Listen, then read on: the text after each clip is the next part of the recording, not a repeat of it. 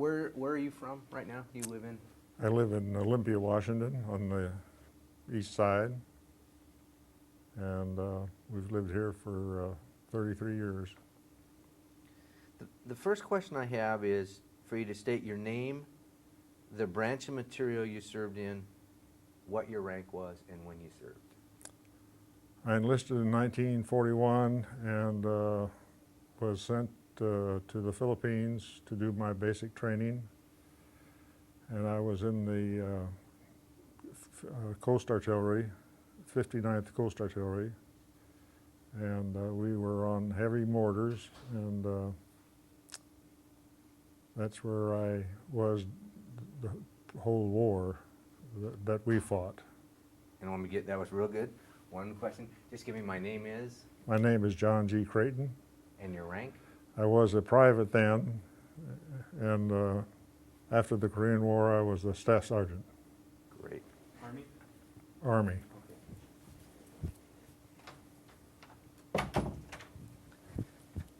Okay. Everything sound good?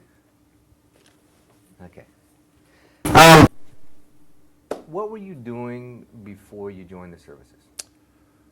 I was a Western Union delivery boy in Beverly Hills, California. And I finally couldn't find any really good work, and I joined the Army in 1941. And I enjoyed the Army. I never regretted joining. And when I went to the recruiting office, I asked to be sent to the farthest post that the United States had at that time, which was Panama and the Philippines, and I picked the Philippines. How old were you? I was 18. And you served for how long? For total 10 years, 6 years in the regular Army and 4 years in reserve. So during World War II, what was your assigned job? My assigned job for our guns, which were 12-inch mortars, was to be an observer for horizontal firing on targets. And we observed ships coming in, warships if they did come in, or troops that were landing on Marvelis, an island next to us, the mainland. So for a lay person, how far away were you from these ships? What? Well, our extreme range was only 7 miles, so they had to be pretty close to us. But we never fired on any ships. We fired on barges that the Japanese were bringing in behind the men on Bataan. And we turned them back so they wouldn't be caught in between the front line and the rear line. And that was our duty until they told us to cease firing because we fired on artillery that was firing on us after Bataan fell, and we didn't know they were behind a field hospital, and our first shell killed 2 of our men in the beds, and the second shell we made a direct hit. Then we got orders to cease firing because the Japanese were using our men as shields. And this is a real hard one for a lot of people of my generation, because I was too young for Vietnam, I was way too young for World War II and Korea. What's it like during a day in battle? I mean, are you scared all the time, or? Well, you're scared. In our case, we were in a position that we knew we were not going to be helped at all. We were 1,500 miles behind the front lines to begin with. We didn't have a Navy, we didn't have an Air Force. And been scared, yes, I can still hear that first bomb coming down. And this went on for 5 months, and after a while, the scaredness left you because you could watch the planes and see which way the bombs were going to fall. But the shelling was a different story. We didn't know where they were coming from, and they shelled us day and night and bombed us just about every day. And on January the 28th of 1942, we lost 29 of our men in one bomb. And our battery wasn't very big to begin with. We had 98 men plus officers, so that took a third of them right there. And after Bataan fell, they zeroed in on our battery. We were the last guns to fire on Corregidor.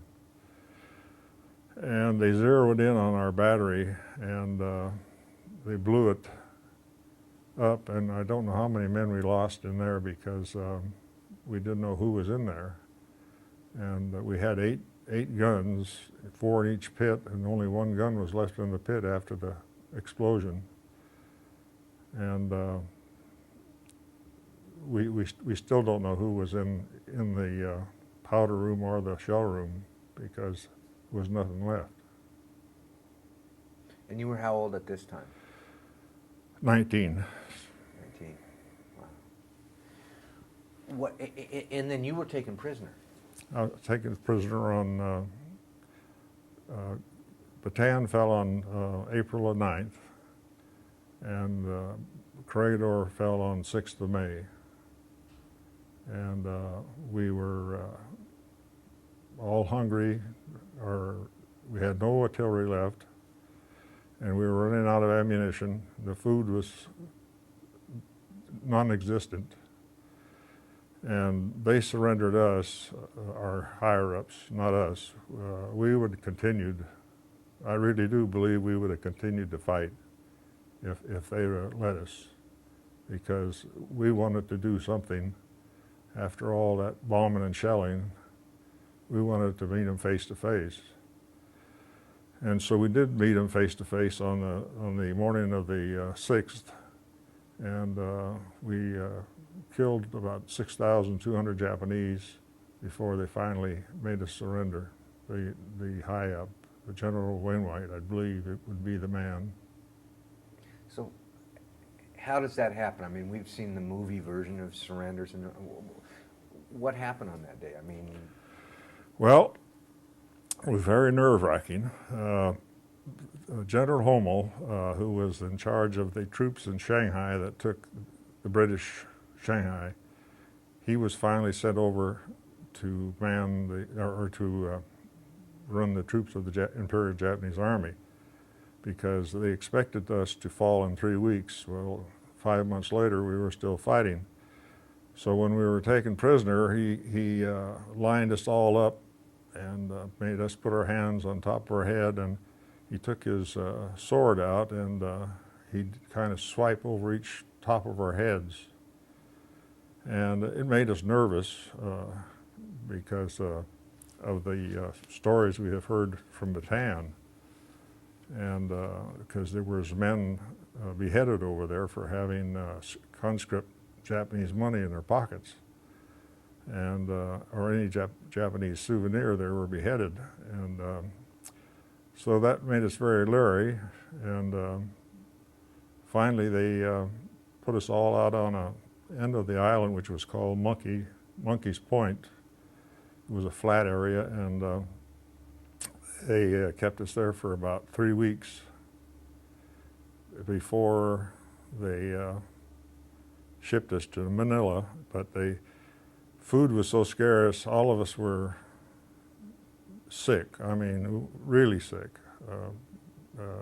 We had I don't know if you want me to name all the diseases or not, but we had quite a few. quite a few, yeah. And Bataan had already made their death march on the 9th or 10th of April, which we heard, and I have a brother-in-law who was in the death march, that they shot anybody that fell out of ranks or bayoneted them or even buried some of them alive as we were on the march. And they marched about 87 miles, and for honoring us or sadistic reasoning, they would make them do about face and walk back a mile, and then turn around and walk them back the other way with no water, to drink, and the temperatures are very high, 114, 120 degrees, and it's dusty, and Filipinos would try to give us a cigarette, or them, not me, them a cigarette or a drink of water, and they would bayonet the Filipino. So it was a death march, and they by the time we caught up with them, when we surrendered, we had a march, and they marched us down the Boulevard Rizal Boulevard, which was the name of the highway there, and took us to Bilibid Prison, where the Filipinos were incarcerated for crimes, and no food, and no water. And then I slept leaning against the execution block where they executed Filipino prisoners in the peacetime. And then the next day, they loaded us on boxcars that were made of steel. They were very small, I would say narrow gauge track. And they pushed us in there until we were absolutely stacked in there, that I don't know how many was in there, but you couldn't move. And if someone died, he wouldn't fall, or if he fainted from heat, he wouldn't fall. So we didn't know until we got to the end of the line who was fainted or dead. And we did lose a few dead because of the heat in these boxcars. They closed the doors on us, of course, and we were in there for about 24 hours. And then they took us to a school, and we were in the school grounds, and they didn't feed us that night either. So we'd been without food for about 3 or 4 days. And we laid down on the dirt, and then it started raining, and they have pretty good tropical storms. So after about 2 inches of water was on the ground, I finally got up and went over and sat next to a tree with my back to it and tried to sleep. And then the next morning, they started to march us again to these camps were named Cabanatuan 1, Cabanatuan 2, Cabanatuan 3. Cabanatuan 1 was where the men on Bataan fought, or were captured. That was their campground. And they were they had, I don't know if you ever heard of beriberi, but beriberi is a disease that swells up, fills your body full of water. And one leg would be bigger around than your waist. And when they would lay down at night, the water would go back up into their chest and they would die. So we learned to sit up all night and sleep if we could. And then there was the dry beriberi, which was painful, that drew up your ligaments and held them tight where you couldn't hardly walk. So it was best to have the dry, but it was more painful. And they took us out on details just to keep us busy. I went on one detail for about 3 months, and I actually started back from where the American troops surrendered on Bataan and went the whole route, taking down telephone wires that they were going to ship to Japan. And so a lot of us were sick, really sick then, because they still didn't feed us good.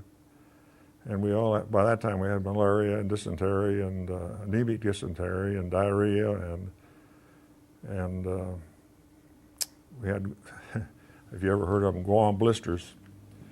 They're about the size of a quarter, and they puff up. They're full of pus, and if you break one, then you get another one. They didn't give us any medication, and we would work all day long, taking these telephone pole wires down, and then we'd bring them back to camp, and then when we got so far, they'd move us on up. And So you moved from camp to camp? Along this highway until we were done. And then the way we took baths was to fill up a 50-gallon drum and under a fire, of course. Then get up on a table and put a piece of wood in the drum and go down to the floor of the drum with the wood so it wouldn't burn your feet.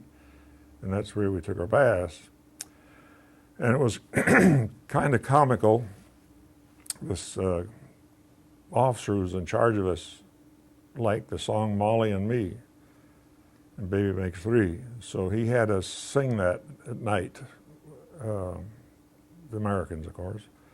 And we didn't know all the verses, but we could hum it a lot. But that was the evening entertainment.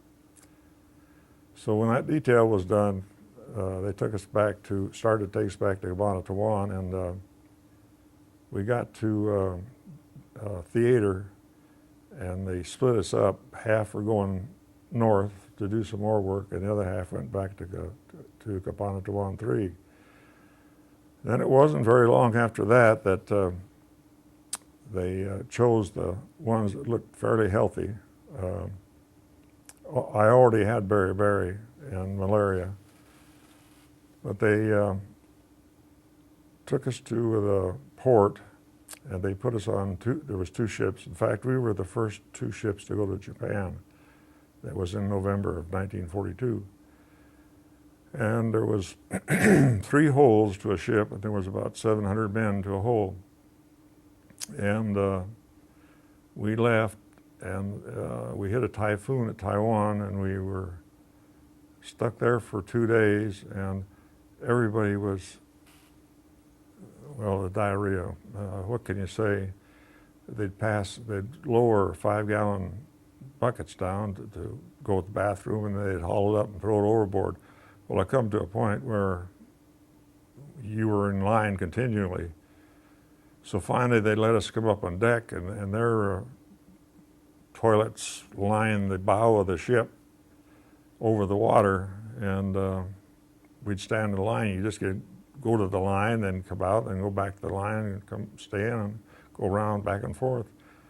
So we had a little fun. We got into the Japanese toilets, and when they would knock, we'd go, wait, like we were Japanese. And that made it a little better because we could stay in there longer. But we lost, in this can that they dropped down to us now, is what they dropped the rice down to us, to feed us, in the same cans that we went to the bathroom in. And we picked up thousands of lice. These ships had brought horses over to the Philippines for the cavalry. And we picked up thousands of lice then, and 7 men died in the hole on the way over, and we had them piled in the corner over there. And this ship hole was so small that half stood, the other half sat. We took turns. Yeah. So when we landed in Japan on Thanksgiving of 1942, and it was in the evening, and it was sub-zero weather, and we still had our khakis and nothing else. And they carried out 120 some men out on stretchers because they couldn't make it up the stairway. And they laid them on the dock, and we'd never seen them again. So out of that 600 or 700 men that were in the hole, we lost about 127 just on that trip over to Japan. And when they finally got to the barracks or the factory where we were going to work, was Yudogawa Bunshaw, was in Osaka. And the first winter we're there, we lost nearly half our men. We were down to about 200 and some men. And the fellow next to me that was laying there with me went to sleep that night, and the next morning he was dead, and he died of pneumonia. And we had one civilian doctor, and he could not get medicine, and they wouldn't give him any medicine. And if you didn't do any work, you got fed less. So we worked every day of the month, rain or snow or whatever, in the same clothes. And a lot of us got frozen feet, which I did, and we worked about 12 hours a day making parts of warships. The cleats that they put on the decks for tying rope to the dock, and also 50-gallon drums and corrugated tin. And we got fed 3 times a day. Those 3 rations wouldn't fill a canteen cup. And our soup was kelp. There'd be a piece of kelp in the hot water, and that was your soup with your rice. Then sometimes we'd get the whole fish thrown into boiling water, and they'd cook the whole fish, insides and everything. And we'd get that once in a while. And then we'd get moss from the ocean off the rocks, or they would, and they would feed us this moss, which was really salty. But also, in this camp, we lost men from being beaten. And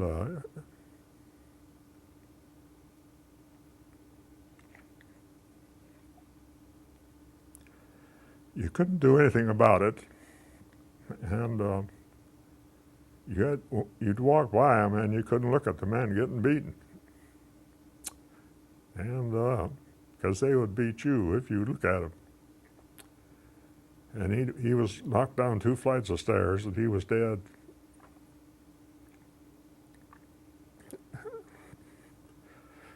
And then they, excuse me for a minute. That's okay, that's okay.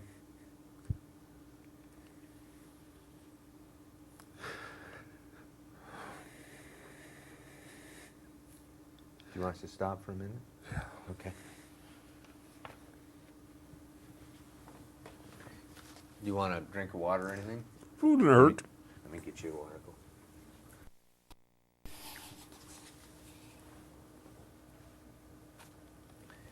Let me ask you a question that hopefully will be a little bit easier. And I appreciate you. I know this is tough to, I'm sure it brings back a lot of memories and things like that. But when you arrive at Japan, you're 19 years old? 20 then, yes. So a year of your life has passed by. What is going through your head? I mean, and again, I'm thinking this of a 19-year-old boy in school listening to you talk today that cannot relate with what it's like to face something. But how, in here, I assume there's got to be a lot that goes on that makes you survive. Well, there is. We come to the conclusion, a lot of us, that you existed, you didn't live, because you were actually living on death row for the 3.5 years we were in prison, because you never knew when they were going to kill you. And what through my mind was to go out and try to get near a furnace to keep warm in the wintertime and do my job. I didn't have a very heavy job to do. Mine was chipping sand out of these molds that they made for these cleats for battleships. And going through my mind at night, 2 of us would probably talk about, before we came into the service, of going dancing and the fun we had in hunting rabbits in the desert, and we tried to think of the happy things. And nobody at home, I didn't really have anybody at home to know whether I was dead or alive until they received a little message in a paper.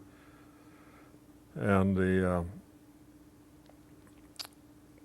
thoughts each day was just an existence because you never went by a day without getting hit with a wooden sword or a board, and to watch 2 Americans standing there with their arms folded was really bad, because it looked like superiority over the Japanese, and they'd come up and hit you on the shoulder or on top of the head or in the back, or they'd poke you in the seat.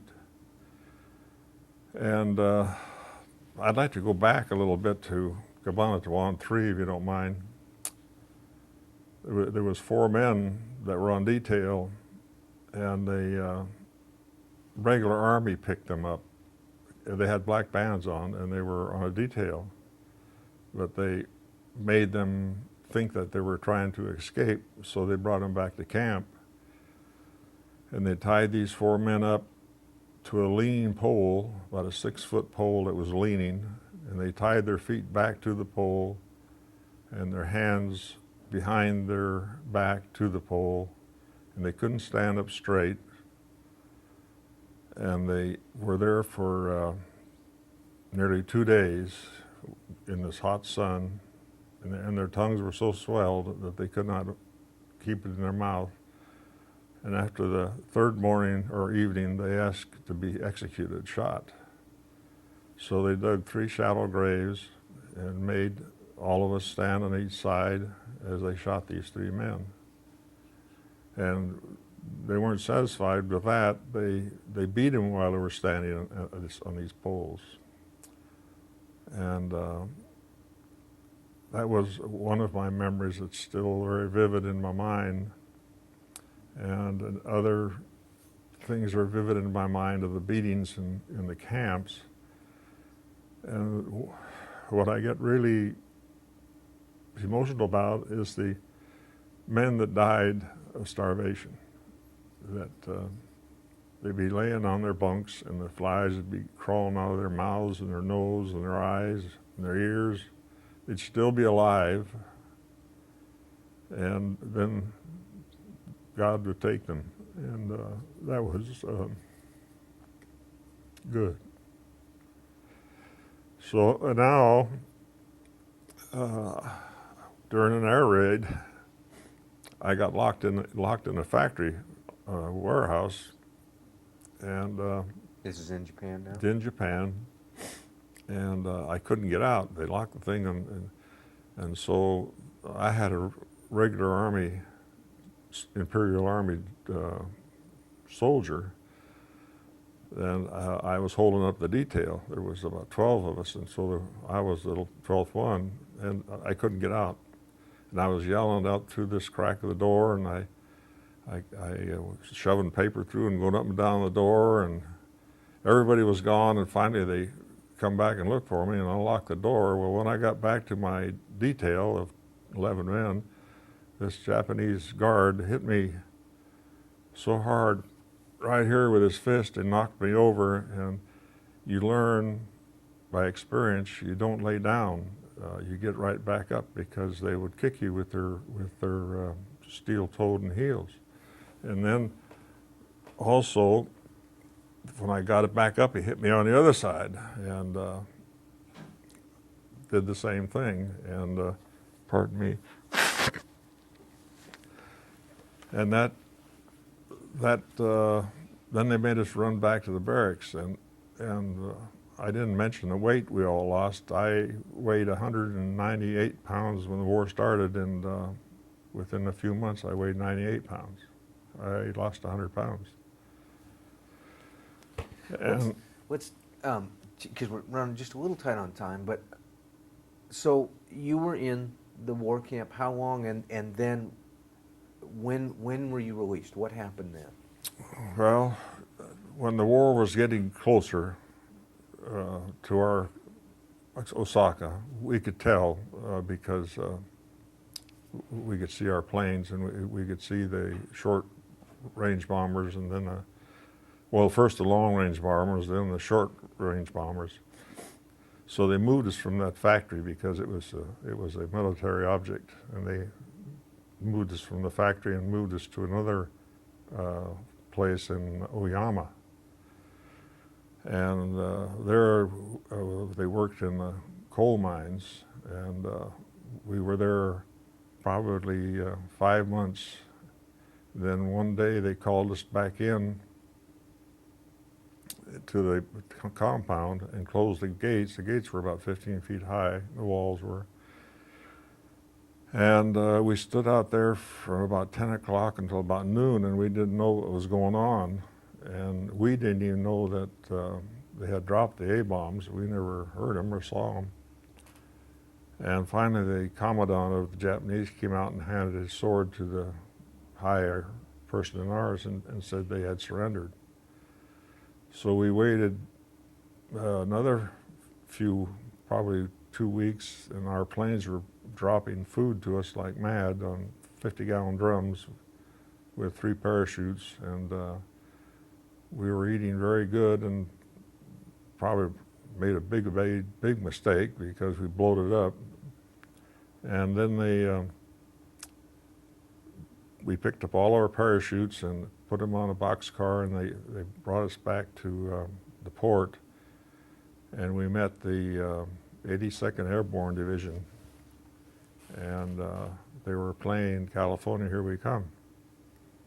And we didn't give them a chance to play. We were all over them, jumping on them and really happy. Then I guess the most embarrassing thing was we had to get deloused. But they deloused us, then gave us new clothes.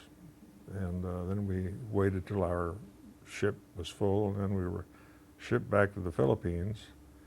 And we stayed there till they fattened us up, and which we really got big. And they took us back to San Francisco to the hospital, and we were getting tests for a couple of 3 weeks, and went to send us down to near where we live, and went to another hospital and stayed there. Did you realize you were part of history while it was happening? No, we knew we were either going to be killed or prisoners, and I'll be honest with you, we would have rather fought and not been captured. That is my belief now, and it was then, because we were young, and we were ready to give back some of it what we got. But the higher command surrendered us. We didn't surrender. So what do you think your major message would be to the generations that come? Well, I would say,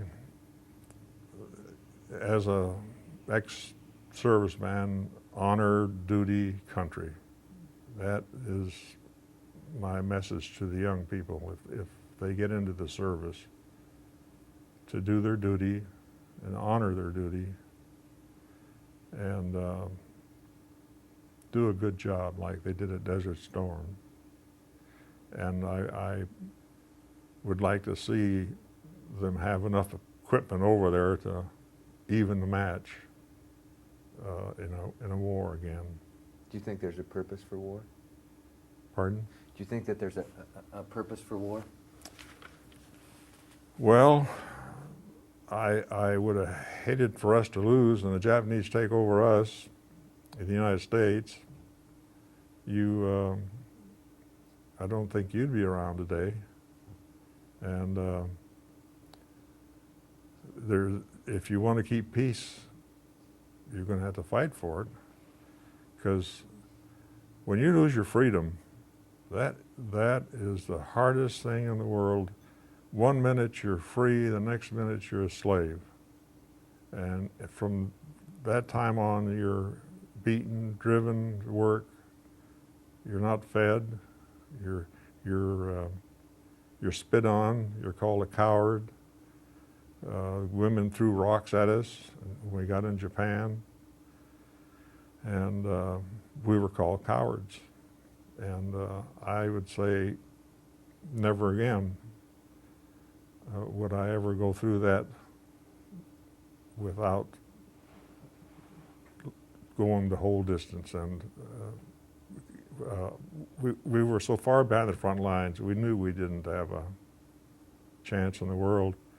We had Air Force pilots next to us fighting in the ranks, Navy, cooks, clerks, anybody that could fire a gun was along with us. We lost our 2 Navy ships in Java.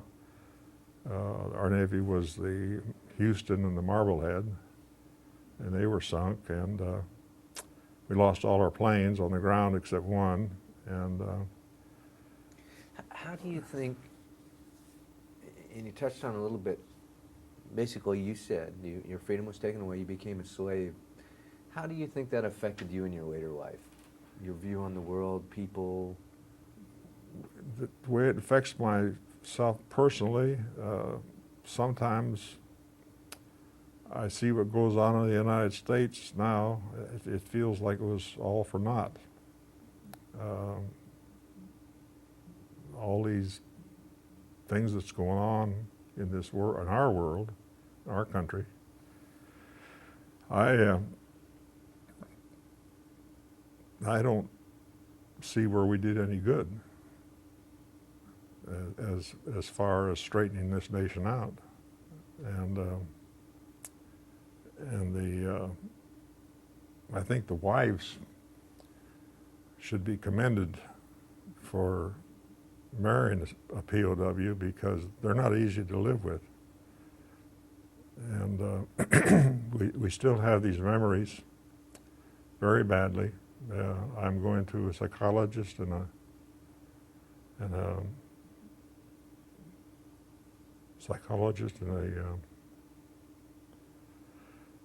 what's the other one, Norma? Psychiatrist? Psychiatrist, yes. I'm going once a month to them. I've been going to the American Bear Lake Hospital for the last 15 years, getting shots and trying to get my mind straightened out. And I will probably take some things to my grave without telling what I know. People, I don't think, would believe us.